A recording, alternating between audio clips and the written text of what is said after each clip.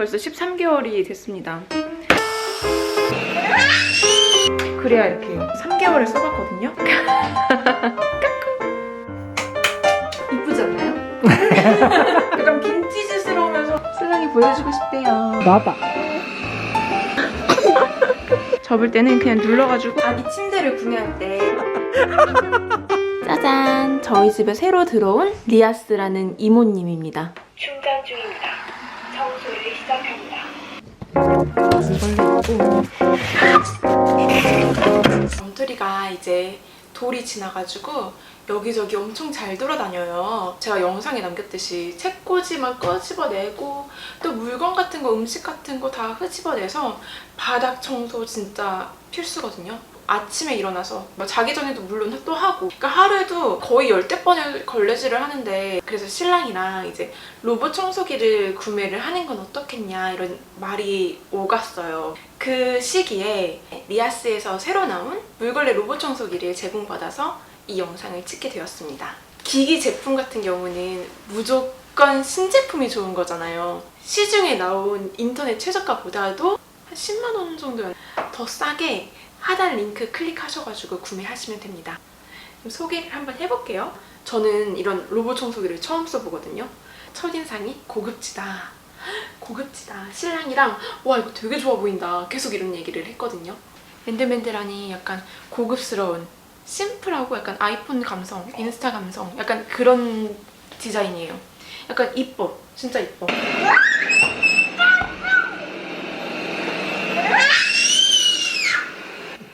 27개의 센서로 정확한 자율주행을 할 수 있기 때문에 추락과 충돌을 하지 않아요.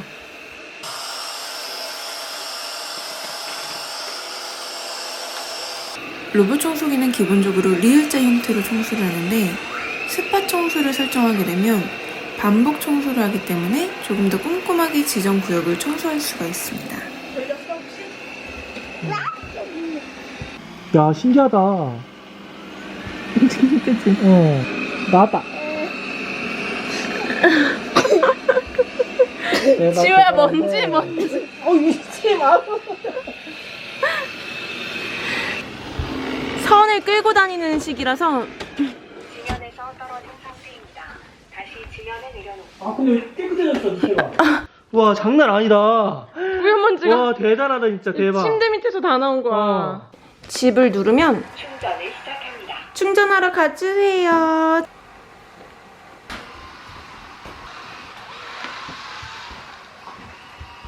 직진을 시작합니다.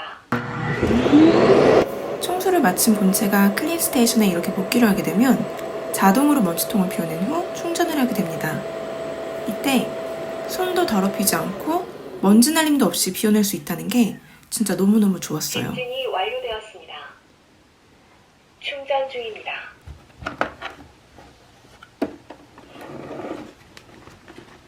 아까 뽀했는데 지금 여기 다 먼지가 빨아들여졌어요. 시작 전에 먼지통을 오늘은 저희 지호는 이제 13개월 들어섰어요. 벌써 13개월 들어섰는데, 제가 영상을 약간 날짜별로 올리고 싶은 약간 그런 욕심이 있어가지고 지금 돌 영상도 아직 못 올렸는데 벌써 13개월이 됐습니다. 그래가지고 요번에 좀 바뀐 게 있다면 우리 지호 잠자리 방이 바뀌었어요. 그 구독자 이벤트 할 때 룸투어도 있었거든요. 그래가지고 방을 좀 보여드릴게요.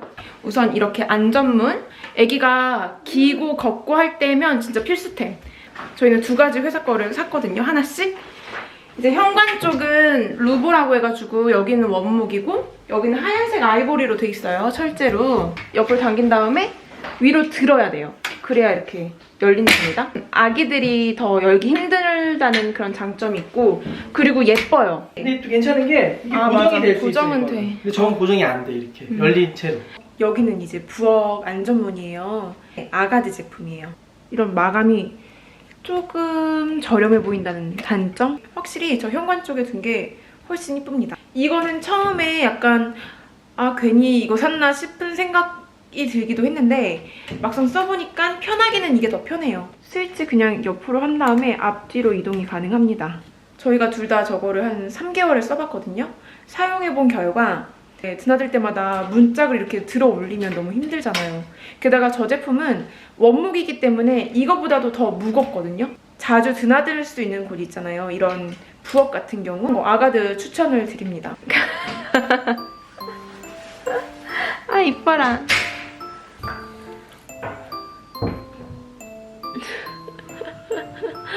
까꿍.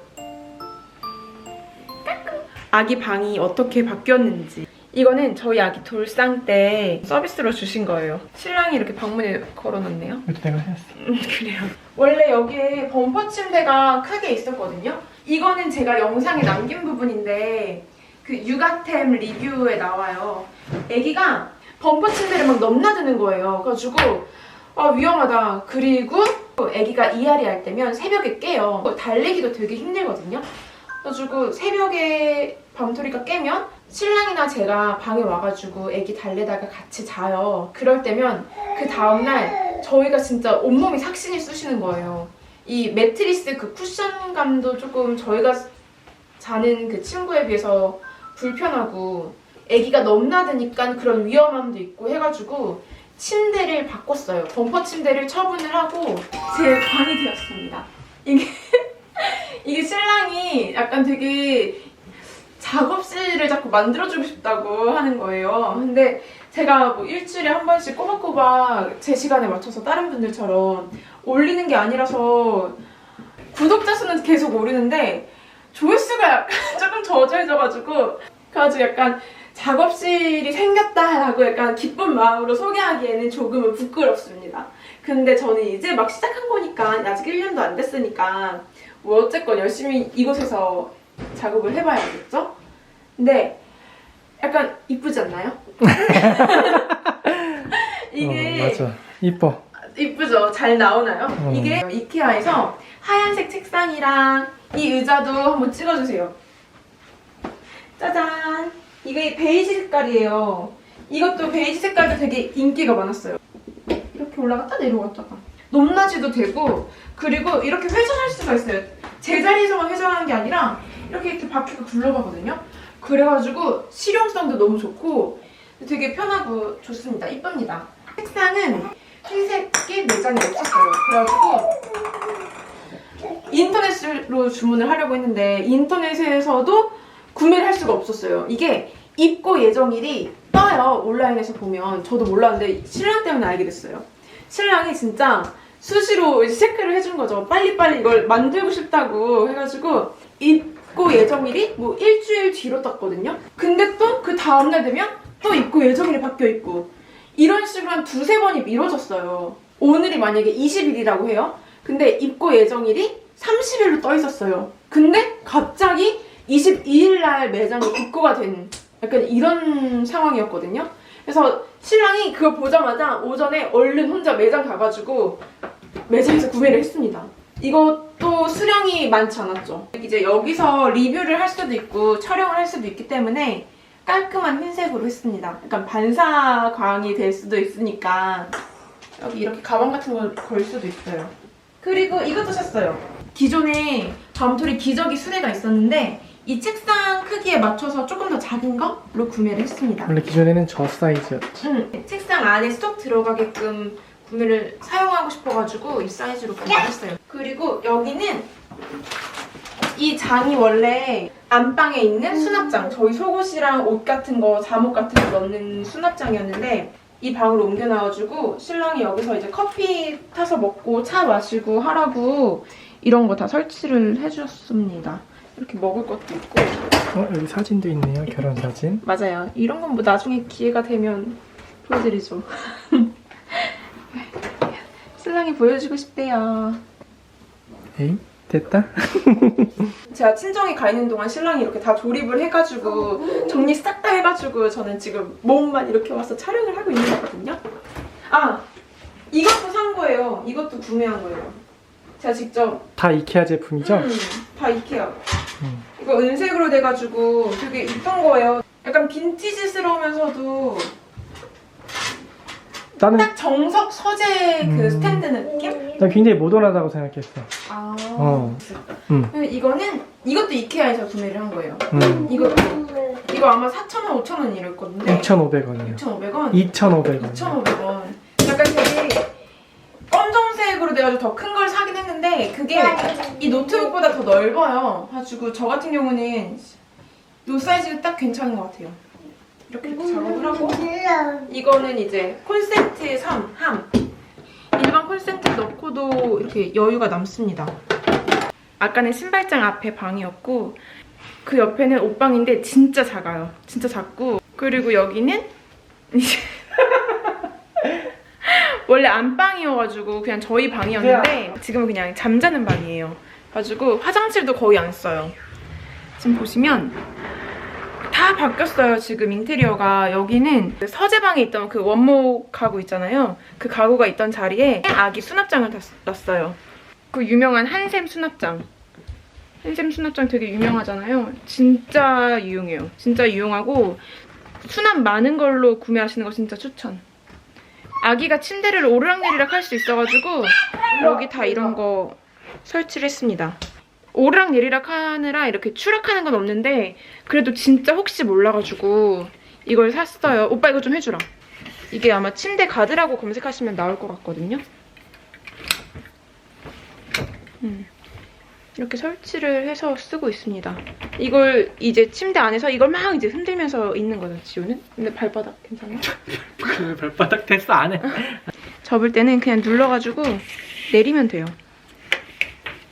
이것도 괜찮고 이제 범퍼 침대를 처분하고 데이베드로 갈아탔는데 데이베드가 이렇게 디귿자로 돼 있어요. 아기 추락하는 거를 방지하기 위해서 입구 쪽에 이렇게 들어가서 여기서 저희가 자고 그리고 아기를 안쪽으로 둬가지고 추락하는 걸 방지하게끔 한 거죠.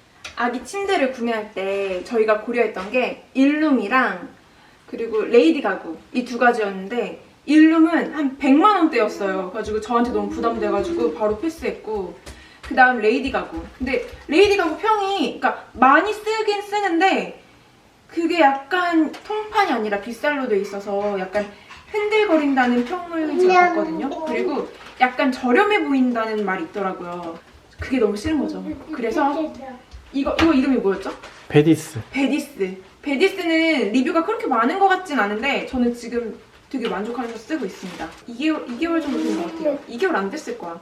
근데 삐그덕거리는 소리도 없고 확실히 그 범퍼 침대보다 아기가 편안하게 잘 자요. 아기가 울면 원래 아기 방까지 가가지고 재우고 거기서 잠들고 다음날 뻐근하고 막 이랬는데 지금은 아기가 울면 그냥 바로 옆에 가가지고 토닥토닥 하고서 같이 잠들어도 뭐 불편하고 이런 거 없어요. 너무 편해요. 괜찮아요. 추천합니다.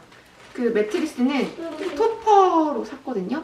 그 일반 토퍼랑 다르게 스프링이 있어가지고 높이감도 조금 더 있고 더 편안하다고 합니다. 단점 같은 경우는 이게 밤토리가 깨물어가지고 다 자국이 난 거예요.